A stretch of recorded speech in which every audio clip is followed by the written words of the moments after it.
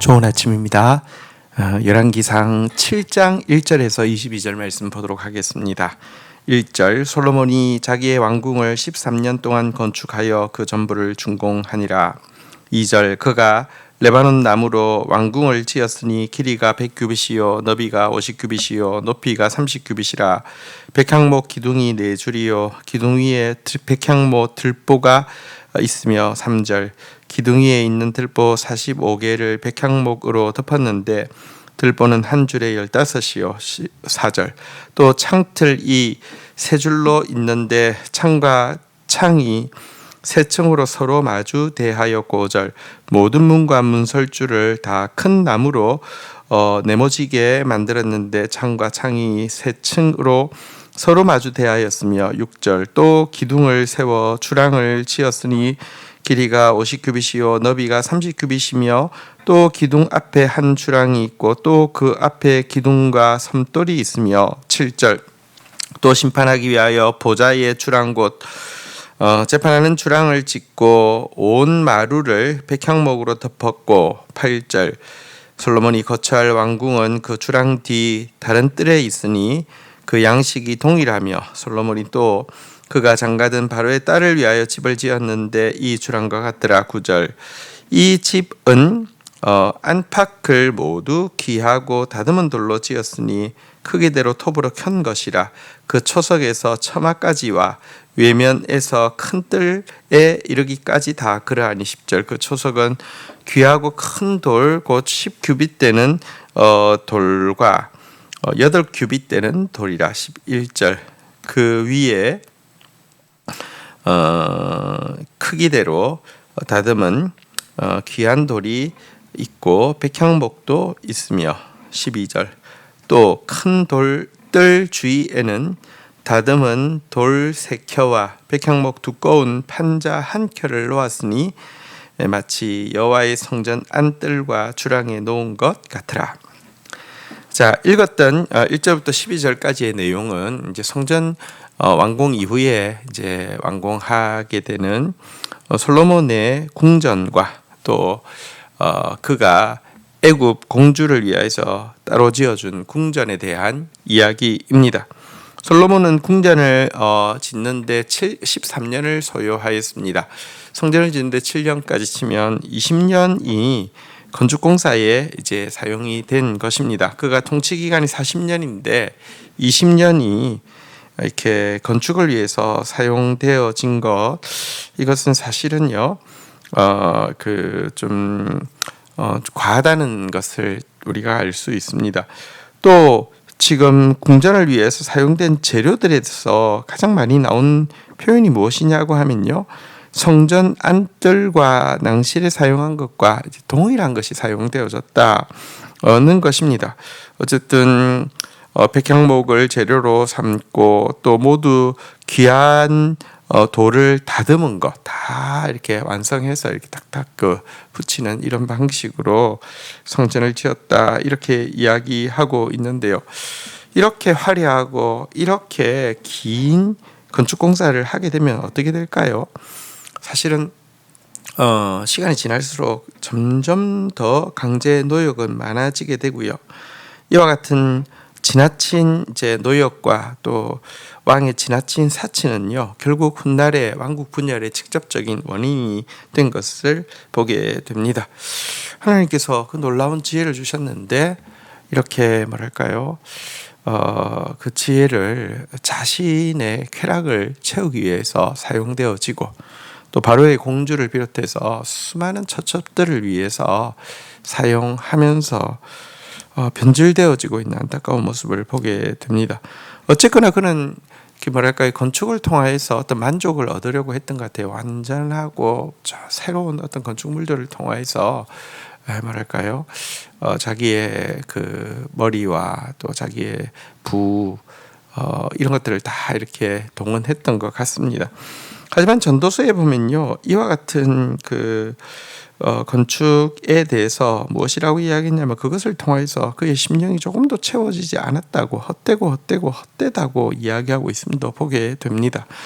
하나님을 위한 수고, 진리를 위한 수고 외에 모든 수고는 사실 헛되고 험한 것에 지나지 않는다는 것을 우리가 볼 수 있습니다. 자, 이렇게 성전공사 이후에 있었던 자기의 궁전과 또 애굽 공주의 궁전 이야기가 이제 나오고 나서 이제 성전공사에서 다시 성전공사로 되돌아가서 성전공사에서 중요한 어떤 특징들, 에피소드 같은 것들을 좀 이제 소개하고 있는 내용이 다시 거슬러 올라가 나오고 있습니다. 13절부터 보도록 하겠습니다. 솔로몬 왕이 사람을 보내어 히람을 두로에서 데려오니 14절. 그는 납달리 지파 과부의 아들이요 그의 아버지는 두로 사람이니 놋의 대장장이라. 이 히람은 모든 놋 일의 지혜와 총명과 재능을 구비한 자더니 솔로몬 왕에게 와서 그 모든 공사를 하니라. 15절. 그가 놋 기둥 둘을 만들었으니 그 높이는 각각 18규빗이라. 각각 12규빗 되는 줄을 두를만 하고 16절. 또 놋을 녹여 부어서 기둥머리를 만들고 기둥 꼭대기에 두었으니 한쪽 머리의 높이도 5규빗이요 다른 쪽 머리의 높이도 5규빗이며 17절. 기둥 꼭대기에 있는 머리를 위하여 바둑판 모양으로 얽은 그물과 사슬 모양으로 따은 것을 만들었으니 이 머리의 7이요 저 머리의 7이라. 18절. 기둥을 이렇게 만들었고 또 두 줄 석류를 그 그물 위에 둘러 만들어서 기둥 꼭대기에 있는 머리에 두르게 하였고 다른 기둥 머리에도 그렇게 하였으며 19절. 주랑 기둥 꼭대기에 있는 머리에 4규빗은 백합화 모양으로 만들었으며 20절. 이 두 기둥 머리에 있는 그물 곁 곧 그 머리에 공 같은 둥근 곳으로 돌아가며 각기 석류 200개씩 줄을 지었더라. 21절. 이 두 기둥을 성전의 주량 앞에 세우되 오른쪽 기둥에 세우고 그 이름을 야긴이라 하고 왼쪽 기둥에 세우고 그 이름을 보아스라 하였으며 22절. 그 두 기둥 꼭대기에는 백합화 형상이 있더라. 두 기둥의 공사가 끝나니라.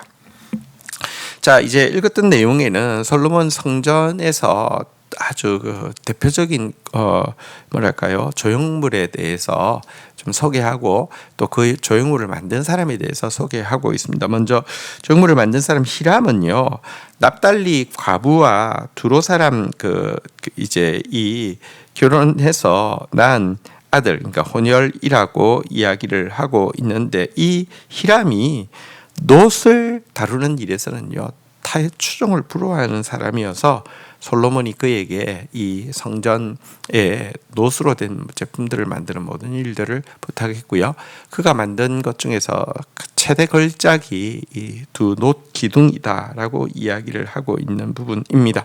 어쨌든 성전공사의 최고 어떤 기술자가 이방인이었던 것은 눈여겨볼 필요가 있습니다. 성전은 결코 유대인들의 전유물이 아닙니다. 성전을 위하여서 온 재료도 노력한 사람도 그리고 최고의 기술자도 이방인이었다는 것은 하나님은 만민을 구원하기 원하시고 교회는 만민을 위해 기도하는 집이라는 것을 분명히 하고 있는 내용입니다. 자, 이제 놋 기둥에 대해서 보게 되는데요. 이 두 기둥이죠. 그리고 야긴과 보아스라는 이름을 가지고 있는 이 두 기둥은요. 여기서 살펴본 바대로 우선은 성전을 떠받드는 기능이 아니라 성전 앞에 따로 성전 공사를 마치고 나서 앞에 따로 이렇게 만들어 놓은 조형물이라는 것을 우리가 알 필요가 있습니다.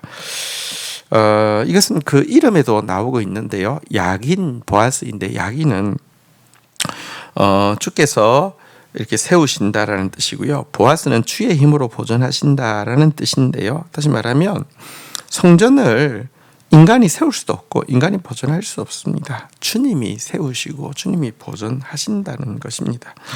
우리는 성전의 기둥이 된다라고 할 때 뭔가 하나님의 어떤 일을 떠받치고 막 힘을 다해서 봉사하고 막 이런 것으로 생각하기 쉬운데요. 실상 우리는요. 하나님 나라를 세울 수도 보존할 수도 없는 존재라는 것을 먼저는 알 필요가 있습니다. 자, 그런데 왜 이 기둥을 세웠을까요? 이 기둥은요, 그러니까 쭉 뻗은 이 이제 기둥 부분과 그 위에 이제 뭐랄까요, 둥근 머리 부분에 석류가 이제 200개씩 이렇게 달려 있습니다. 그리고 그 위에 제일 위는요, 백합화 모양이 되어 있습니다. 이 뭘까요? 사실은요, 태초의 성전이라고 할 수 있는 에덴 동산에 있었던 보기에 아름답고 먹기에 좋은 실과를 주렁주렁 맺는 에덴 동산의 나무를 상징하는 것입니다. 그러니까 줄기가 쭉 뻗어서요, 한 8m 이상 그 줄기 부분만 되고요. 이 그 아름드리도 이렇게 뭐 4, 5m를 넘는 이게 이 둘레도 이렇게 되는 아주 쭉 뻗은 이 기둥은 줄기를 상징하고요. 그 위에 한 기둥당 200개씩 이렇게 석류가 달려 있습니다. 그 기둥 둥근 머리 부분에 이렇게 줄로 이렇게 해가지고 석류가 달려 있습니다. 이것은 풍성한 열매를 상징하고요. 마지막으로 제일 꼭대기에 있는 것은 백합화 모양인데요. 그러니까 아름다운 향기를 상징합니다. 에덴 동산에 있는 나무와 마찬가지로 성전에 심기운 나무가 되라는 것입니다. 우리가 해야 될 것은 하나님 나라를 세우고 보존하는 것이 아니라 하나님의 집에 깊이 뿌리를 박은 나무처럼 쭉 건강하게 자라고 많은 열매를 맺고 그리스도의 풍성한 향기를 날리라는 것이 하나님의 뜻임을 보게 됩니다. 성전에 심기운 나무처럼 정말 이렇게 말할까요? 이렇게 굴곡 없이 쭉 하늘을 향해서 쭉 자라가고 그리고 풍성한 열매를 맺고 아름다운 향기를 뻗치는 것, 이것이 우리가 해야 하고 또 사실은 우리가 하나님 은혜로 말미암아 할 수 있는 일이지, 우리가 성전을 떠받칠 수도 없습니다. 하나님 나라를 우리가 세울 수 없고 보존할 수 없습니다. 성도의 영적 행로의 시작과 보존은 그러니까 오직 그 생명나무의 본체 되시고 성전의 본체 되시는 예수님이시고요. 우리는 그 예수님께 뿌리 내린 성전에 심기운 나무로서 잘 건강하게 행복하게 아름답게 풍성하게 자라가면 되는 것입니다. 주신 말씀 붙잡고 기도하며 나가도록 하겠습니다. 하나님 아버지, 솔로몬이 하나님 주신 지혜로 성전을 건축하고 나서 성중 건축보다 2배의 시간을 들여서 자신의 왕궁과 또 애국 공주의 왕궁을 궁전을 짓고 있는데 시간을 허비하게 되고 또 이 과정에서 강제 노역과 지나친 그 세금 징수, 이것을 통하여서 왕국이 또 분열되어지는 모습도 보게 됩니다. 하나님, 우리에게 주신 인생이라는 시간과 우리에게 주신 기회들을 정말 영원히 남을 것을 위해서 수고하는 지혜자가 되어질 수 있도록 은혜를 더하여 주시기를 간절히 간구하고 소원합니다. 하나님, 성전이 이방인들을 통하여서 또 예물이 들어오고 또 노력이 들어오고 그리고 또 공사의 총 책임자도 히람이라는 이방이었던 점을 통하여서 하나님, 성전이 정말 온 세상을 품고 온 세상을 위해서 기도해야 된다는 사실을 다시 한번 깨닫게 됩니다. 우리만을 위한 것이 아니라 온 세상의 유일한 구원이 되시는 주님의 구원을 온 세상을 위하여서 하나님의 나라와 하나님의 정의와 하나님의 평화가 세워지는 일을 위하여서 기도하는 저희들 되어지게 인도하여 주시옵소서. 저희들이 할 수 있는 일은 하나님의 성전을 세우거나 보존하는 것이 아니라 하나님의 집 위에 심기운 나무로서 올곧게 잘 건강하게 자라고 풍성하게 열매 맺고 아름다운 그리스도의 향기를 바라는 것밖에 없음을 고백합니다. 성전에 심기운 나무로서 그런 아름다운 모습으로 세워져서 정말 주가 세우셨다고, 주가 보존하셨다고 찬양하고 노래하는 하나님의 사람들 되게 인도하여 주옵소서. 예수 그리스도의 이름으로 기도 올립니다. 아멘.